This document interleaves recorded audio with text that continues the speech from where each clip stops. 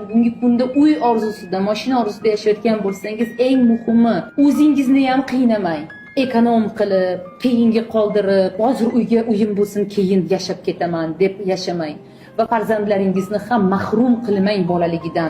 Odamning esida qoladigan va umuman olganda insonning ongidagi eng kuchli xotira bu emotsional xotira. Va agar siz hozir bolalaringizdan shu emotsional xotirani bera olmasangiz, pulimni tejay, mashina olishim kerak deb parkka olib chiqmasangiz, bitta tug'ilgan kuncha qilib bermasangiz, bitta tortga pulni ayasangiz, siz eng katta bola uchun emotsional muhim bo'lgan xotiradan uni mahrum qilasiz.